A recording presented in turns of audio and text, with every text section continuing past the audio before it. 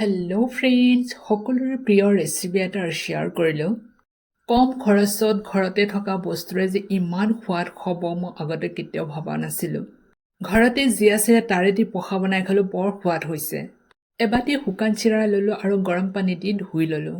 কেৰাহী এটা পাতি দিলোঁ, তেল গৰম হৈ অহাত কাটি লোৱা পিঁয়াজখিনি দি দিলোঁ। লগতে দি দিছোঁ লেচেৰামাহ কেইটুকুৰামান আৰু কেঁচা জলকীয়া কাটি দিছোঁ। ওপৰতে জিৰাৰ গুড়ি, চিকেন মছলা দি দিলোঁ। লগতে দি দিছোঁ কণী এটা ফেটি আৰু নিমখৰ কথাটো ক'বই নালাগে, যিকোনো ৰেচিপিৰ ৰজা হয়।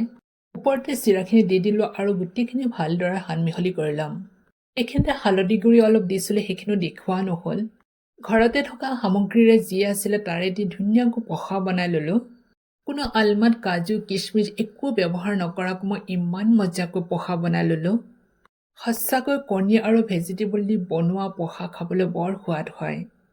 সোৱাদ কৰি খাবলগীয়া হ'লে যে বজাৰৰ পৰা কোনো বস্তু কিনি আনিব লাগিব তেনে কোনো কথা নাই। কিটচেনত যি আছে তাৰে দি সোৱাদ লগাকৈ খাব পৰা যায়।